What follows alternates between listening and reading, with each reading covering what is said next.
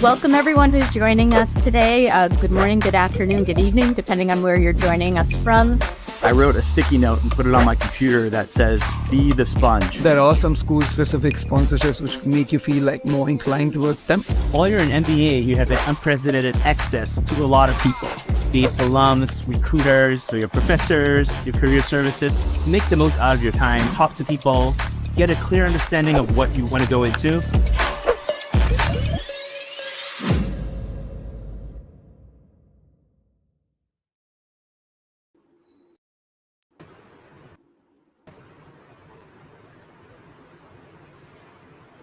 Hi everyone, good morning, good afternoon, and good evening. I hope you're all doing well. My name is Dhruv and I'm one of the strategy experts and mentors at GMAT. Before we begin, if you can hear me and you can see me, could you guys please type a yes in the chat box? A yes in the chat box would really help.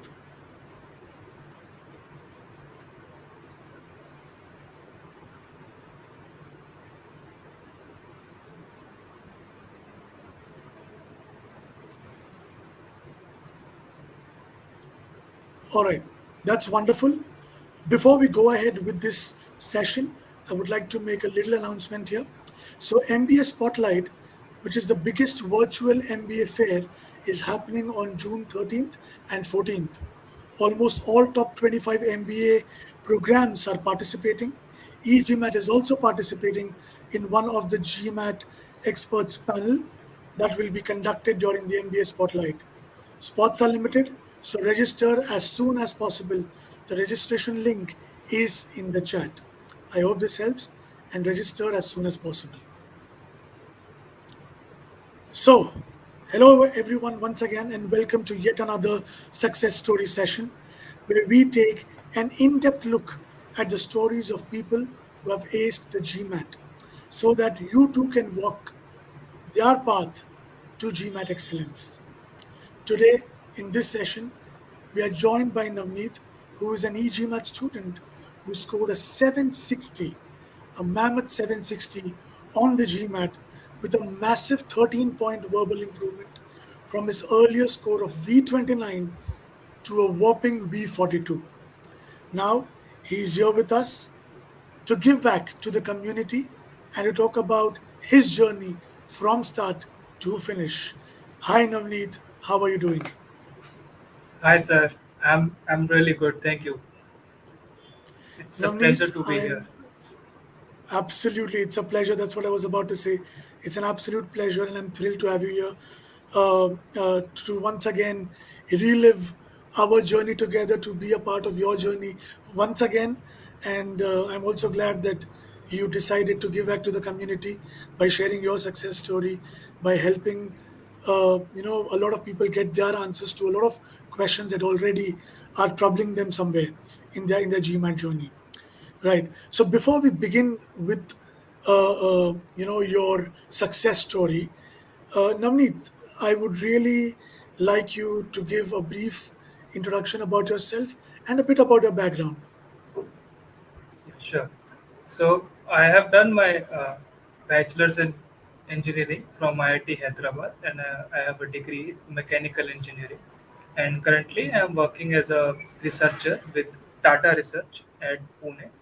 And now that I have given my GMAT, I have started pursuing other hobbies, including reading a lot of self-help books and trying to learn guitar now. All right. Thank you so much for helping everyone with your background. This will give the viewer some context, right? Okay. Uh, Now, since we are diving into your entire GMAT journey, it is also important to understand how did you stumble upon the fact that you wanted to start down the GMAT path. Sure. So when I had finished my college, I knew that I will be, going for a master's degree, and I started Right, searching online for all these MBA programs. And one thing I could right, pin down to was that all of them, especially the good ones, definitely needed right, GMAT. So I understood that my right, first obstacle to on the path to a B school will be the GMAT, irrespective of the program that I choose. If I want to go to into some management degree, I have to go for GMAT. Right. So that's when I decided to study for GMAT. Okay, fair enough.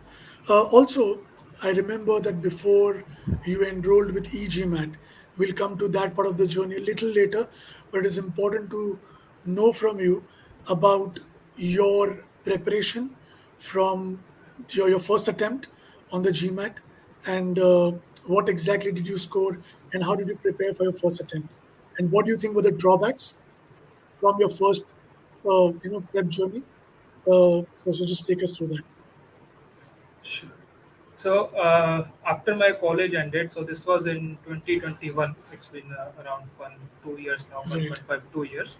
So I said, as I knew that I will be going into management, and GMAT was the first obstacle. So I started with reading some fictional books to improve on my GMAT. Coming from engineering background, I knew that quant is my it's my strength, and which may Right.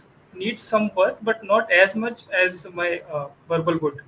So I started reading Right. some books, and this went on for a few months because I hadn't yet started my rigorous prep. Then Okay. I decided to enroll in an online coaching institute similar to EGMAT.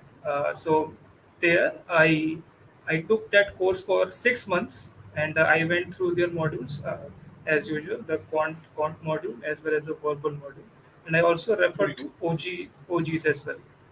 And after Right. 4 months of preparation and 1 month of mock series test there, I gave my first attempt in that was in April 2022. So 2022. 1 year ago, yes. So there, I shockingly I got a very less score than I expected, and Right. so then I took some time off from all this preparation. I knew that the first task after this was to get my head in place, to calm myself down. It's Absolutely. not the end of the world, right? And Right. then I had to shift to Pune, where I am currently working, because my company had mandated work from office now. So that's Right. when, after coming to Pune, I took 1 month to settle around the new atmosphere here. And then again, Hmm. I started my prep. That was when I joined eGMAT. So during my initial prep, apart from studying with the course that I had enrolled in, I Right. referred to, as I said, OGs as well as some online YouTube videos. The GMAT Ninja, Okay. the famous one, the OG as well, is Right. real OG, I'd say. And Right. then apart from that, there were some other YouTube videos as well. I also went through the Manhattan GMAT books as well. So Okay. that's how I went around the courses. The course that I enrolled in, Manhattan books, to get to know the theory, whatever theory is involved in quantitative as well as verbal section, and Right. the YouTube videos. Okay. So So the drawbacks, right? yeah. What I Yes. took out from that experience. Yes, coming to that. Absolutely. Yes. So I think there are two things which I learned there. Uh, First of all, my verbal prep needed a lot more effort than I had already put in, and it need Absolutely. to be more structured, I'd say, than what it had been. And the other one Mhm. was still, since I was closer to my hometown there. I realized Right. that when I came to Pune here, when I was far away from my hometown, and I started my prep, Right. I realized that I had taken a lot more off days, I'd say, between my preparation. So if I study for I studied well for 2 3 weeks. Then I take 5 4 days off for some reason. It's not a All right. ingenuine reason, but yes, for some reason, for some genuine reason, I had to take time off my preparation. So I'd say that Right. was also a big setback, a red flag, I'd say, in my preparation. And the Mhm. purple section, as I realized, it Right. needed a lot of work. Quant was okay. Quant was I have never bothered about my quant abilities. I have been confident in Right. that. So it's a long time. I have some really fond memories of, our conversations during your quant preparation. We'll come to that. I just recollected that because you spoke about your confidence in your quant skills, and that just took me back to the time. Right. So you, what you mentioned is that inconsistency was one major drawback during your previous prep, and of course, verbal needed more efforts, as you said. So now that all of us know that you had put in a lot of efforts, but there were a few missing pieces in the puzzle, right? You put in a lot of effort into figuring out what you needed in order to reach a 730 plus score, right? So you took all the right steps by figuring out your starting abilities, your starting scores, across all the subsections, and setting up your plan, right? So how do you think that taking these steps helped put you at a better position to ace the test this time around? Yes. So starting from my first attempt, I had scored, Right. I will say 640. I'll say it here. I scored 640 the first time, and I Okay. as I realized that verbal was my weaker point, so I started working on my own again before I joined EGMAT. So Right. I focused on OGs only and only on verbal Okay. section. So by the time I enrolled in EGMAT, my first task was to give a mock test. In that Okay. mock test, starting from my first attempt in the actual attempt 640, in my first attempt I got 700. So that Perfect. actually helped me know how far I have come from my first actual attempt, and Right. that helped me know where I currently stand and what I need to do more. uh, Right. Fortunately, I scored much more than I expected in my verbal, but my quant score came down. It was in early Right. 40s. It used to be like it used to be above 48 always. This was the first time Right. I scored in early 40s. So I knew this was because only that I have been focusing on verbal, and my calculations were a bit rusty. They took more time. So that helped Right. me know where my current abilities are, both verbal and quant. Quant was I needed some refining, getting my hands dirty again, and verbal I Right. knew that my efforts had paid off, but that little push, my motto was aim for the stars, you will reach the clouds, right? So if I wanted, Yes, absolutely. then I was targeting 710, 720. So I wished, I hoped that I could get around 740 in my mocks at least before I can go for the Right. actual test, right? So I was getting 700. I knew this would come down to 670, 680 again, and that would, that Right. that would be no good for anyone. So now I True. knew what I had to do going ahead. Refine my quant and focus a bit more on verbal. So that's how the first Right. mock helped me. That placed me from the place I needed to go ahead of. Right. Right. So I think knowing your starting abilities, I think was the first right step that you took, because I always believe, and I always say this to my students as well, that uh, GMAT is not just about spending a lot of hours on prep. It's also about making those wise decisions Decisions. during the prep, and these are small decisions actually, but they actually have a huge impact on the Huge final impact. outcome, right? And I think you made some really smart decisions throughout your prep, and that is why probably why the saying actually applies to you the other way around. You aimed for the stars, but you reached Reach the beyond stars. stars, right? So it was probably because of these wise decisions. So knowing your starting ability is something which is one of the most important steps to begin with, and that's what even your story tells us, right? So now let's start from the foundation, right? So you knew that verbal was the area that needed the most time and energy, right? So you started with the same. How did master comprehension, the first verbal topic you started with, how did that help you build the foundation for your final verbal success? So, master comprehension, as we all here know, these GMAT sentences are very convoluted, long Right, sentences and convoluted sentences, right? So, master comprehension actually, taught us, teaches you how you can break down each sentence while focusing right, on the meaning of the sentence. The whole sentence is to be broken down into pieces, and you should know how those pieces connect with each other. That's where master right, comprehension comes into the picture. And I think it's great that our EGMAT module starts with master comprehension, because the right, general practice is to start from SC and then CR and then RC, right? That's right, good. That is a proven strategy, and I do endorse that. But master right, comprehension, keeping it before going into all this actually helps you a lot, because you know what to expect, what kind of GMAT sentences you will see on in right. all three of these sections, right? So you know how to decode them, how to understand their meaning. And I'd say this meaning is very important when it comes to SC and well as RC. RC. True. So setting up that strong foundation, I think, played a key role, and that made your, uh, you know, a possible difficult verbal journey a little easier, I believe, because what followed next was absolutely unbelievable. Uh, Verbal that looked like your pain point suddenly started looking like your strength.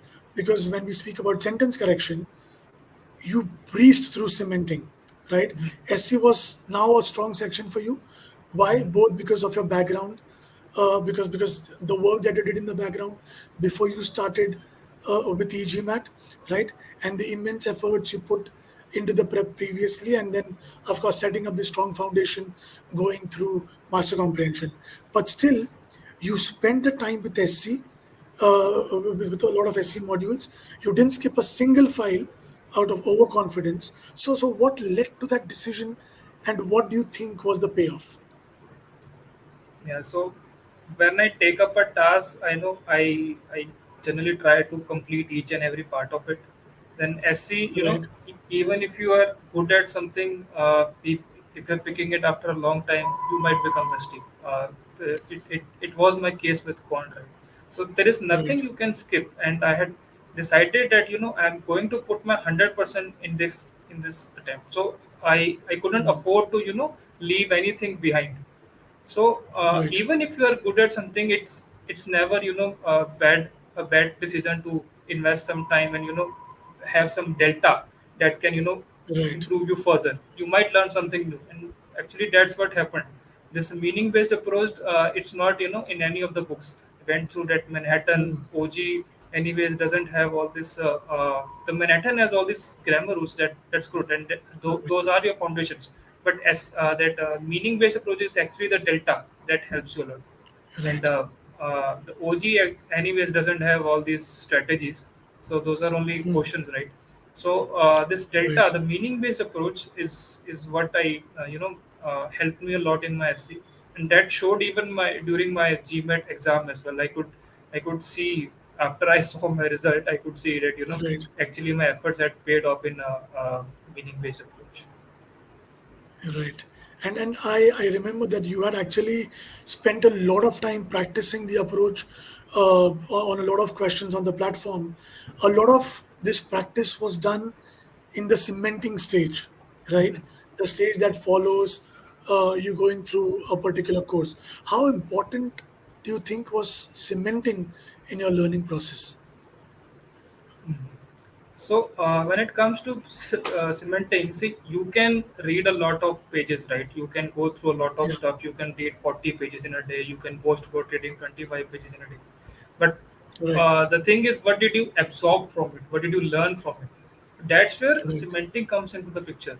So you can go through the whole module if you are, very focused and very determined. You can go through the whole right. course in a day or two, but it doesn't make sense if you can't solve any questions at the end of the day, right? If you haven't understood the thing. So that's where Yeah, cementing comes into the picture. And the good thing is, cementing comes in at the end of the whole section, right? It's not that you have Right. learned pronouns or any other modifier section and then you are going on to semantic. So it takes all the information that you have learned, then put it into practice. So that's where I Right. believe, the I'll say 50% of the learning takes place there only, because now you have only absorbed information. There are some quizzes in the videos as well, but eventually the Right. questions is where all that comes together, and that's where it matters a lot. You should be able to Right. solve those questions. So cementing actually Right. help to collect all those data and actually cement it into Apply. your brain. Yes. Right. Right. Application was something that cementing helped you master, right? Applying the meaning based approach. So that's fantastic. So as I said, SC was a cakewalk. Of course, this looks like a cakewalk from the outside, but you know the efforts that you put in. But if you look at the stats, I think you did tremendously well there, and all because of all the hard work that you put in before you started with SC. CR was one pain point I think that kept recurring through your journey, right? I remember spending a few more sleepless nights over CR during the last phase of a prep also. We will come to that as well. But Yeah. I know one thing, Navneet, that the pre-thinking approach, okay, was a process that you struggled with initially, right? Um, but there was something in you that told you to stay persistent with the approach. I somewhere know how did you stay persistent and for how long did you have to stay persistent. But at the end of the day, I think pre-thinking really helped you answer your CR question. So just take us through as to how did pre-thinking help you become better with CR and become more confident with this pain point of yours. So yes, as you mentioned correctly, I'd say the CR was pinpoint even 2 days before the exam. Uh, Yes, Not till the day before the exam, because I had given up. I said it's okay, whatever happens will happen. But even two right, days before the exam, it was actually a pain point. So yes, but I actually believe in the process. I think I have talked about this a lot with you. Sticking right, to the process, right? So whatever process you have been sticking to, right, it is right. Sometimes, someday, it will actually pay off. So I knew that pre thinking has helped me because I was able to do well in easy and medium level questions. The hard level right, questions was where I used to struggle a lot for some reason. I don't recollect now all the right, details, but sometimes I'd say I even struggled with medium questions as well. There was accuracy of 70 to 80% in medium. So I right, struggled with those as well, but I knew that I'm getting 70% I'm getting right. Easier one I'm getting 100% right. right. So the approach is not wrong. Maybe something I am doing with the approach is wrong. I have not got Right, hold of the approach. So right, I try to be consistent with the approach, stick to the process, and I remember you scheduled a meeting with the one-on-one meeting with Harsha, who right, who actually I remember we sat that day for I think 2 or 2.5 hours. We solved only five right, questions, and right, after that day, I actually had some confidence because I knew what I was doing right and I knew what I was doing wrong. right, So actually, Harsha pointed it out to me that this is where you were wrong in all these in these questions while solving this question. So we actually right, focused on how I went about it, not the correct answer. In verbal, right, this is my advice to everyone. You are not focused on the one correct answer. You are more focused on the four wrong answers. So that's what right, happened that day. I stick to the process. I had feedbacks from the expert. It's very important to know what you know, where you stand, what are your right, abilities, and work on those abilities, enhance those abilities. right, So that's what happened. I stick to the process, and eventually I did well. right. I think using or letting Harsha intervene, I think was the last lifeline that we had if you wanted to win that 7 crore question, right? That was the True. last trump card that we had, and we I think threw it at the right Right time. time, and I Yes. think that really helped. Right. So coming to reading comprehension now. right? Now, you had closed out the verbal section with RC, and I knew that essentially that you had only one process approach for RC. So what was that approach that you had for RC? Share it with everyone, please. Yeah, this approach I learned from EGMAT even before I got into EGMAT. I enrolled with EGMAT. So there are Okay, that's few, nice. few webinars that you organize, right? So I had been a part of Right, two or three of those before joining EGMAT. right, So this actually impressed me a lot because those were my initial days of GMAT, and I knew that I thought I just glanced through the paragraphs that GMAT throws at the students, and I thought, hmm, how is someone supposed to read this and then answer all these questions in this limited time frame? So right, that's when I attended one of your webinars, and that's the approach I followed. See, you need not go through all the details in the RC. You must know where the details lie so that you can get back to them when you are faced with a question on those details. You should know right, where the details lie, but those are secondary. Primary focus is the meaning, the thought process of the author, what the author right, wants to convey, the thought process, how the thought flows from first para to the second paragraph, and what happens in second paragraph that is took forward or contrasted or something like that. Different stories go around, right? right, You have to know the flow of the RC passage. Details are there for you to just let them be there. You can skim over them, right, not skip them, skim over them, go through the right, process, go through the passage. At the end of each passage, at the end of each paragraph, you must know the summary of that paragraph. And also, if you're able to predict, that's great. If you're able to predict, that's I think that's one of the best feeling you have while solving an RC passage, because now you know right, that what you have read before is has been correctly processed by your brain. Now you know right, what will happen ahead, so you are going with the flow. That's a kind of verification, I'd say. So if you're able to predict that's great, but two suggestions: go through each paragraph, look for the meaning, uh, make summary of each paragraph, and skim over the details, know where the details are. So that's what I right. that was my strategy for RC. Right. That actually makes sense. And when you just spoke about those webinars that you attended, even before you enrolled, I have something for all the viewers over here. Um so these viewers, you all have been joining our sessions regularly to learn more from the stories of all these successful, people out here. So if you are interested in learning more about the subject, we also will be conducting a few subject matter sessions like these, right, in the coming week. And the details for the same will be shared in the chat box with all of you.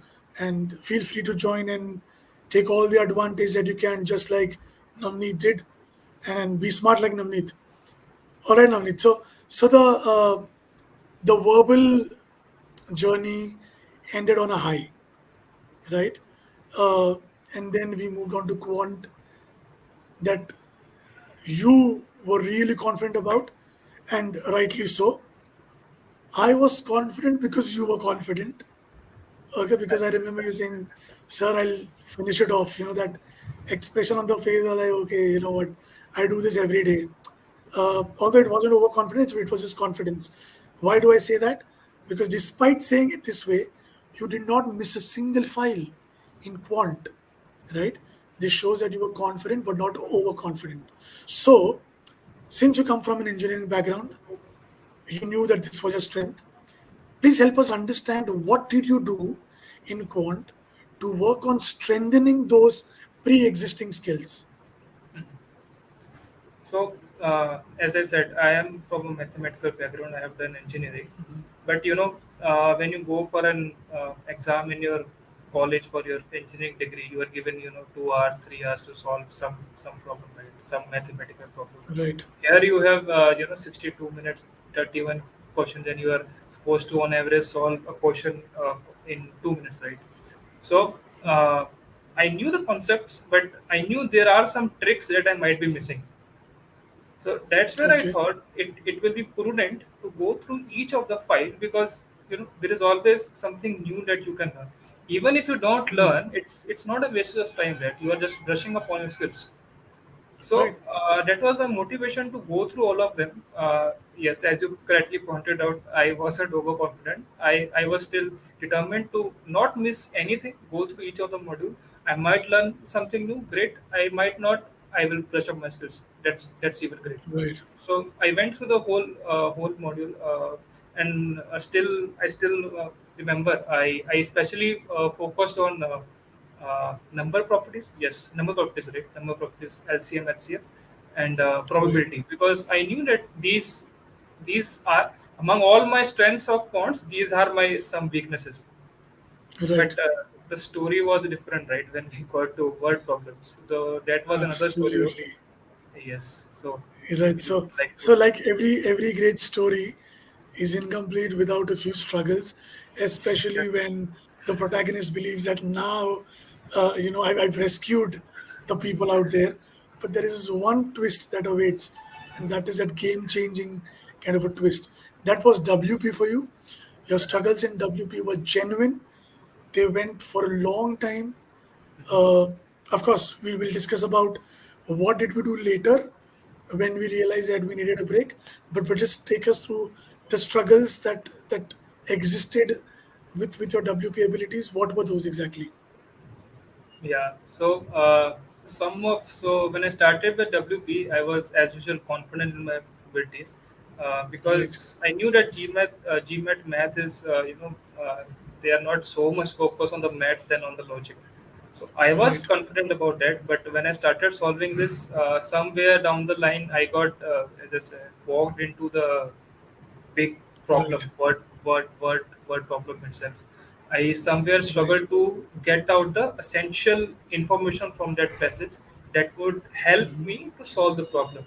So what was happening was, in some of the word problems questions, I was taking, say, for 2 minutes of time, I was taking 1 minute, right, 1 minute 20 seconds, only to read the complete question statement. So my mentality at that point of time was, if it takes me this much time to even uh, read and understand the question, it might take even much more time. I would actually break my 2 minutes threshold. So my okay, strategy at that time of point was to better skip it. Better skip makes one sense. question than to lose time, and then in the later part of the exam you might lose multiple questions. So that Right, that what that's what I followed, I think, in first two mocks, I'd say. Also during the prep as well, even cementing was where all these, again, cementing was where all these problems were highlighted. right, So again, at the end of the complete quant section, we were focusing on cementing all the concepts now, and that's where we could see, so word problems were actually an issue rather than what I thought were issues, the probability and number properties. So I, right. I I used to take a lot of time on reading the problem statement, and then used to skip that. Okay. And I remember after spending a lot of time on WP, you wrote to me. I actually sent you an improvement plan. Yeah, I think a huge that one. must be the whole of the fourth improvement A plan. huge one. Yes, and you wrote back to me saying, "Sir, you know what I believe? I should take a break here from WP, and I'll go and finish algebra, geometry, and advanced topics." I told you, Navneet, let's give it this one last try. But that this is when you actually convinced me that give me this one chance, and I promise I'll actually finish everything quicker, and we can come back to WP. Once again, I like trusted you in your abilities, and I was like, okay. I thought you would write back to me that after a week that okay, I finished algebra, another week I finished geometry. Trust me, guys, this guy wrote to me within 3 to 4 days saying I'm done with algebra, geometry, and advanced topics. And trust me, these courses are all 34, 36 hour courses. And this guy, he not just finished the course, he finished cementing, breezed through it in one go, and within 3 or 4 days, we are back with WP, and he breezed through WP also after that, right? So just take us through those 3 4 days. What happened? How did you get through things so fast? Yeah. I think the only explanation is it. I don't remember exactly, but it must have been some weekend or something because I know my prep was during the Shara and Diwali times in India, Uh, so must have been weekend combined with some other holiday converted into a long weekend. So I knew that I'm struggling with the WP and it might fry my brain if I continue with this. There is no point yeah. in beating on this bush. So I thought, Right. okay, let me take a step back, take some time to refresh again, then come back, but not to WP. Let's move on to Right. my strengths and like it Right. was, as I said, essential to go through the whole course. So True. geometry I enjoy actually. I don't like I enjoy geometry. Let's say, and even now even I volunteer to teach geometry to some students on weekends. So geometry is Yeah. something I actually like a lot. So geometry I finished off I think in 2 days. Must have been Saturday or Sunday, and then I started with that probability and all advanced Right. mathematic problems, right? Advanced topics. Yeah. Yes. So set theory also I was confident about. I had some doubts about probability and PNC, permutations and combinations, but there was no option. I had to put in effort, and I knew that I had lost some time in WP. I had to put in a lot of effort to Right. cover up that time. And yes, I actually Right. enjoyed geometry and finished off these advanced topics and geometry in 3 to 4 days. Yes. Right. Right. And then once again, um, quant was also done with, and we entered the last mile push, right? The LMP program, when we started working together even closely, we started ramping up our preparation during the last, I think, 1 month or so, and we entered the mock stage. We were expecting you to like blow things out of the park Fine. here, but what happened was an anticlimax. Please tell people your first mock score after finishing the entire course like a hero. What was it? Okay. So my first diagnostic test, my first mock was 700, as I had already explained. Right? And after going through all this struggle for I think 2.5 months, I ended up Right? with 710. So that was a 10 points improvement. I think you're mistaken. It was a 690. And Oh yes, then, sorry. Oh yes, 700 and then 690. Yes. That was 690 and yes, then it was 710. Yes, yes. yes. And you wrote Yes, to it me actually came saying down. that, sir, I've Yes. even scored lesser than my first diagnostic mock. Diagnostic test. And Yeah. so tell us what went through your mind and how did you pick yourself up? Because this is an important lesson for everyone out there, because there will be phases when you'll feel really low, when things won't go your way, and that is when you need something, right? You need some character. Please share that little incident with everyone here. Yeah. So yes, I now remember it was 690. It was 10 points fewer than I had scored. Yes. So Yeah, when you have gone through, when you did self preparation, then you got 700, and now you have rigorously gone through each and every module, and now you're getting 690. It's a right, huge blow, right? But I knew this will be my first and last attempt. I have no other option. There is no right, alternate to it. Yes, I again took a step back. I don't I don't believe in constantly studying for things, even if you are at a low.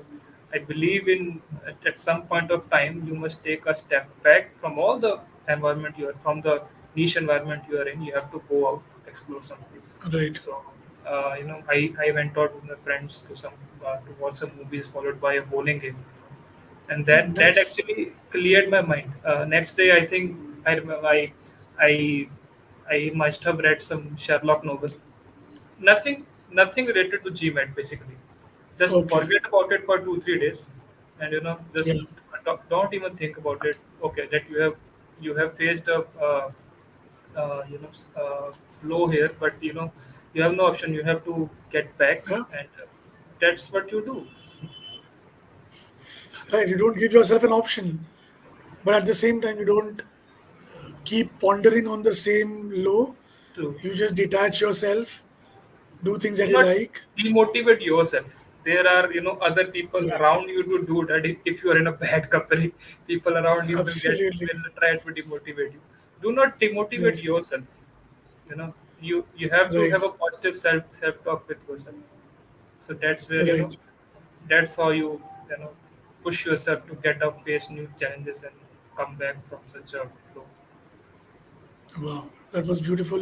And I'm sure that was some learning for a lot of people out here. Uh, so 690 followed by two 710. 710s. Two 710s, yes, exactly. Two 710, 710s. that was a 20-point improvement, and then it was stagnant at 710. Yes. So just help people understand what did you do between these two marks, uh, and what corrective actions did you take, what analysis did you do to try and get a better score. So after each mock, we have our analysis by a expert, right? So again, we Yeah. had pinpointed and my issues, and it was we have gone 2 months back, and we have pinpointed my problem to CR. Right. CR was still an issue. Word problem was taken care of more or less. Yeah. CR was still an issue.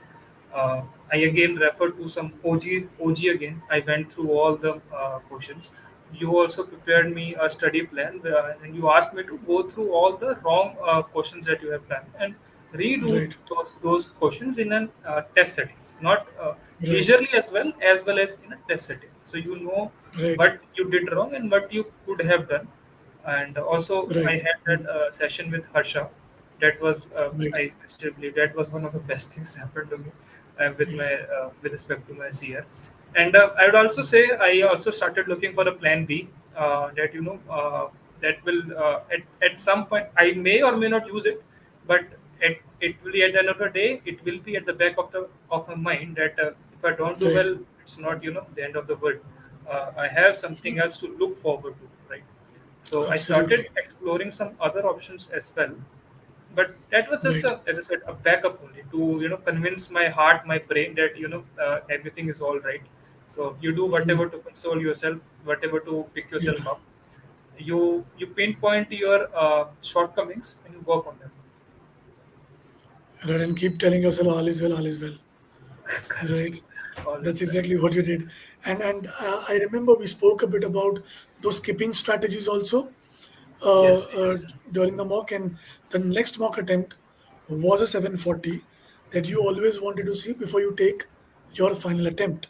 Fine. Fine. So Yes. shed some light on the skipping strategies if you can. Yeah. So my problem was also pinpointed with CR. So in CR, what was happening was either my accuracy was high, or I was either my accuracy was high, or I was taking like my accuracy was high when I was taking two and a A half lot three of minutes time. to solve the Hmm. questions.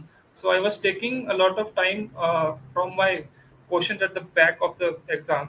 I was borrowing that Right. time and focusing on the initial problems there. So initially, I Right. had thought that if I do well in my 2025 initial 20 questions, the last might not matter. That was my initial thinking, but that had that kind of had me held me back during my initial talks. So I had to get back to that pre-thinking phase, CR phase. So Right. that's when you recommended that okay, if you are taking, if it takes 2 minutes, even if you put 3 minutes or 4 minutes, you won't be able to get the right answer. Exactly. So it's better to when you have read the whole passage within 130 minutes, 140 minutes, you decide whether you want to go ahead or skip this question.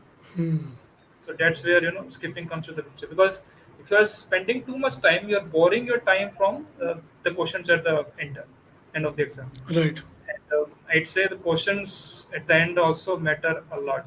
They At least do. I believe 30 questions. After Yeah. that, skipping is kind of okay after 32 questions, because you're already tired as well. But True. it's very essential to have your timing in mind, and skip where you believe you are taking too much time. Right. So Right. So, that will be so if you are taking 140 minutes to solve a CR question and you still are in doubt, just skip it. And just skip it. I'd recommend, if you are on RC passage, it's good to spend 3.5 4 minutes to understand the whole passage, because it's a lengthy Right. one.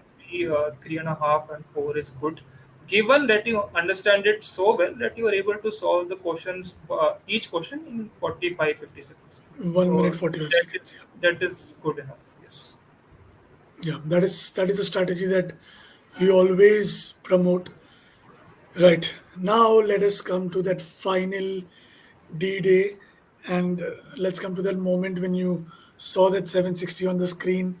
Your first thoughts. Come on, take My us first through. thoughts, my first thoughts, Yeah. I couldn't believe it, because I thought, I had done very poorly on my quant section itself. Not even verbal. I wasn't And why thinking so? about verbal, because the questions to me seemed a bit easy.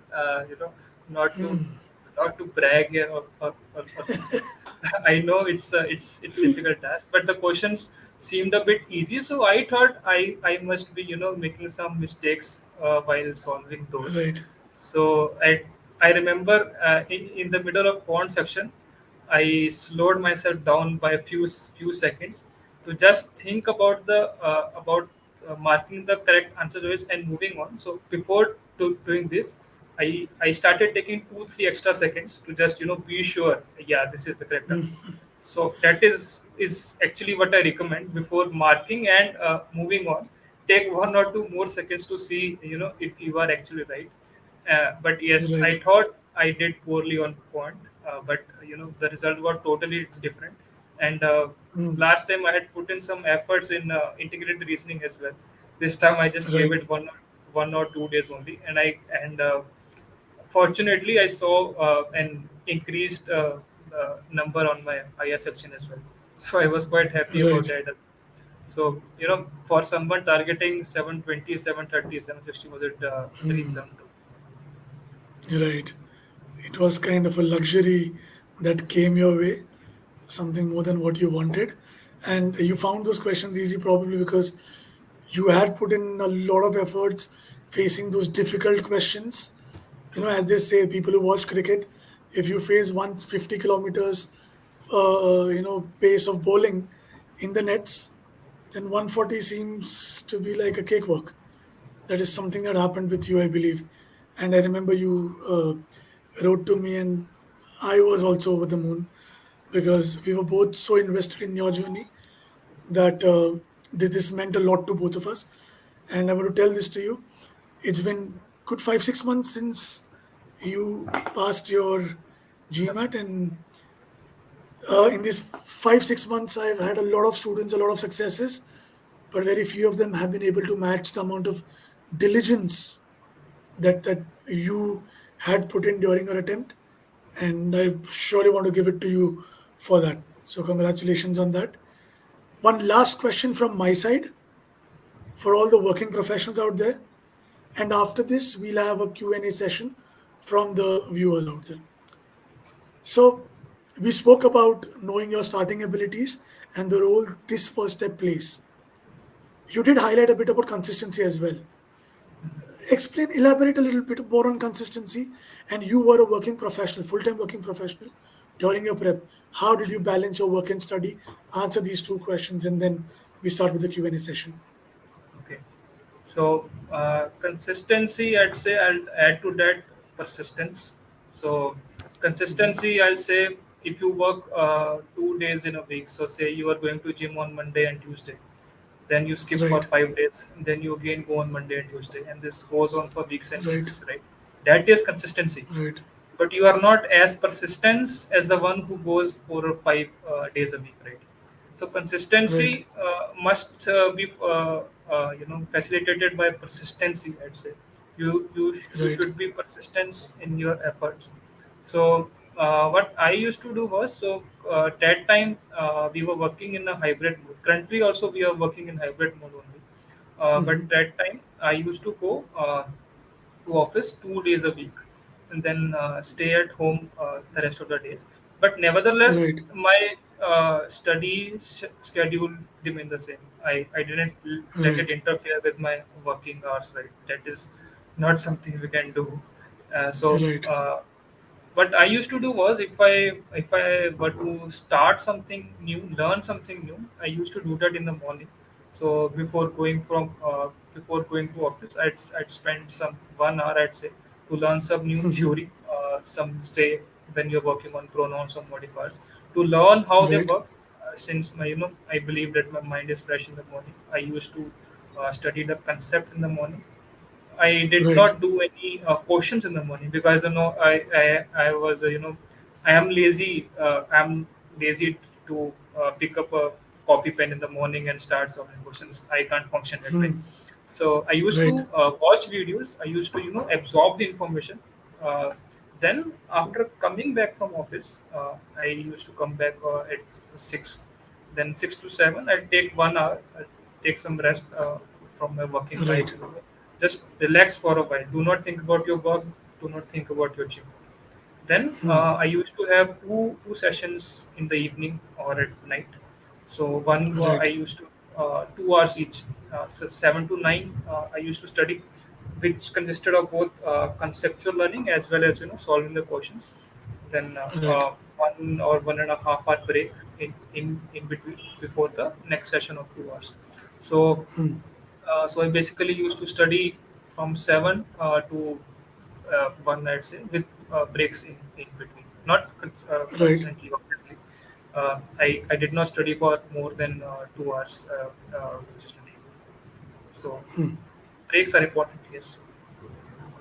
Right. Right. So it's important to take breaks whenever you feel fatigued. Um, so now we move on to the Q&A session. There was a question from Rohit Chopra. Can you please throw some light on your prep schedule? Uh, so maybe just Navneet, if you can just share how did your day look like from waking up to going back to bed? Okay. So I'll start with the evening only. When I came, Oh, my office used to end at 6. By 6:15, 6:20, I'd be at home. I take some rest, and then at 7, I'd start to start studying. 7 to 9 will be one session. And then 9 to 10 or 10:30, I'd take a break, have some dinner, right. talk to my parents who are living far away from there, and Right. I do all those things that some chores I have to do, and all. So basically I do all those Right. daily chores in that 1.5 hour. Then again at the Right. night, in the night I used to study 10:30 to 12:30 or 11 to 1. Right. Then I would sleep at 1, wake up in the morning at 7, 7 or 7:30, have 1 hour of a study session again, as I previously Right. mentioned. Then by 9 I'd leave for office again. And then 9 to 6 again office. Okay. All right. Thank you so much for the Yes, question. sorry to add to this. During the Please go ahead. weekend, Saturday, Sunday, that was again 2 hour sessions, but instead of two hour sessions on the weekdays, there used to be 3 or 4 sessions on the weekends. But some sessions were not. Say if it's weekend, say if I'm putting aside 4 sessions of 2 hours, one of them might be just reading some kind of fiction novel, not Okay. necessarily GMAT. Those readings also help with your verbal section. Some news, you read some good news journals. I used to, as a part of my job, I used to read some research journals as well. I used to read Sherlock. I still do. And yeah, those Right. novels, those journals will help you with your verbal section. All right. So we have another question from RK123.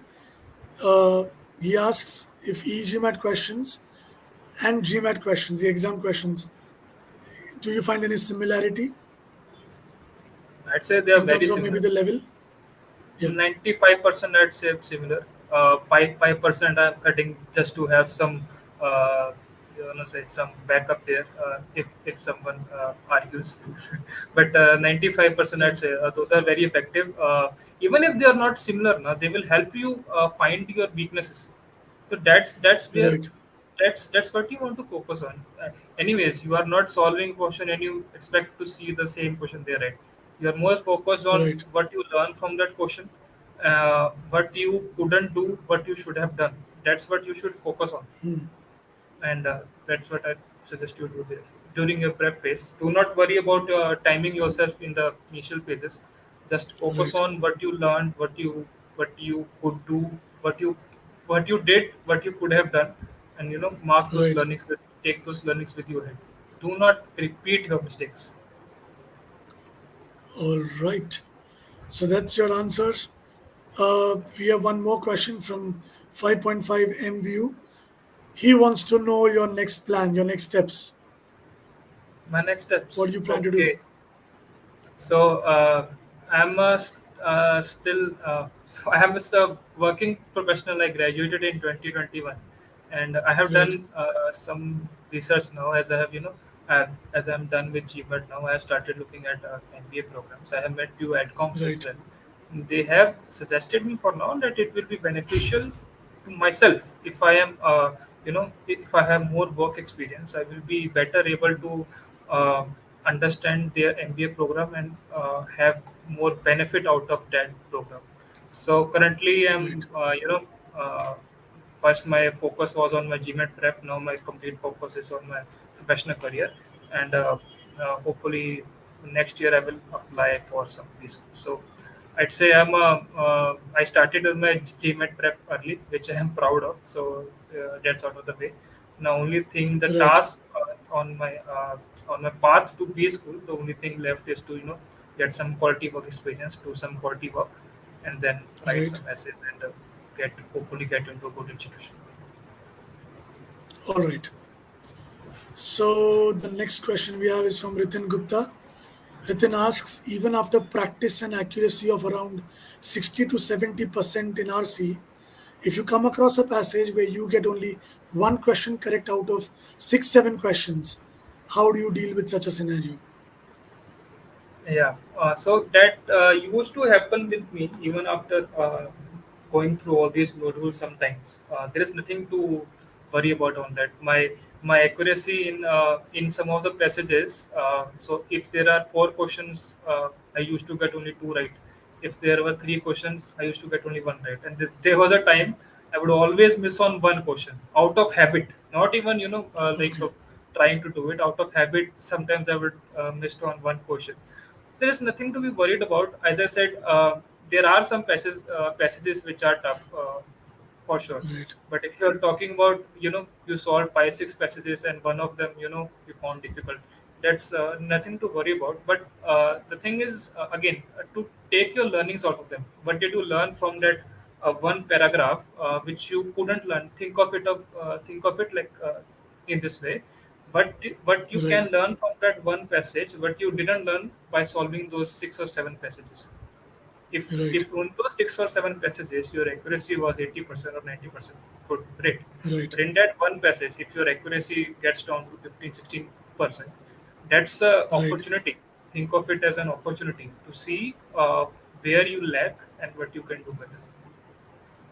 And I have already shared some strategies, and you will find those strategies at other places as well. You just have to commit to the process. Right. So keep following the process is what Navneet says. Two more questions we'll take. The next one is from Vinay. Vinay is asking, hi, would you recommend to join a course for GMAT or can do self preparation with help of internet? What do you suggest, Navneet? So it comes down to yourself. You should know where you stand. So I started with self prep. I understood, it's my perspective. I knew my abilities, right. I started preparing by myself. I understood that I am not capable enough on my own to ace this exam. So Right. then I enrolled in some online course, right? So it's important to know yourself. Where do you stand? See, if it was only a paper of quant, I knew that I don't need any kind of help from outside, any course to join, right? But I knew that my uh, verbal was weak. I worked on it, and I realized that I'm still not as good as I hoped to be, right? That's when I decided to go for an online course. So you may take an on some diagnostic test that will guide you, that will tell you what are your weaknesses are, and then you can see Right. whether you can tackle those weaknesses on your own, or it will be beneficial for you to join some online course. Also, when I like Navneet said, you can take a free trial mock uh, on eGMAT, I think, and even that will give you the first Sigmax mock. That will give you an understanding of where you stand. All right, we have the last question for this session. This says, "Hi Navneet, would you please share the duration from starting your preparation and final GMAT exam?" I think you'll have to break this into two parts, Navneet. One, your overall journey, and the second one, when you started with eGMAT and the end. Okay. So Okay. yeah, So, as I said, I started working on it early in my career. So I knew that I will be going for a B school. I will have to do GMAT. So I started earlier. So I had luxury of time actually. So I could afford to put in lot of time. So I actually put in, I think, 1.5 years, I'd say. That consisted of self prep, then one first attempt with online course for 6 months, and then my final, which I on my own decided that this will be my last attempt, my second and my last attempt with EGMAT. So with EGMAT, it took me 3 months, but 3 months. that was that had my previous knowledge as well. So if I were to recommend someone how much time it will take, I'd say it will take 4 months, 5 months. It could take 4 or 5 months if you're aiming for a higher score. But that, again, Right. that depends on where you currently are, right? If you are already good at verbal, if you're already good at quant, 2 months even Right. are enough for some people. For an average case, 4 to 5 months. All right. So you have your answer there. Thank you so much, Navneet, for this. And this brings us to the end of the session. Once again, thank you, Navneet, for joining us and sharing these insights with all of us. And I hope that everyone out here today was able to gain some clarity into how to improve your score and get to a 760, right? And if you're interested in this kind of content, make sure to keep an eye out for more such sessions. We have some amazing sessions and webinars coming this weekend. So yeah, thank you all and have a wonderful week ahead. Thank you so much for being with us.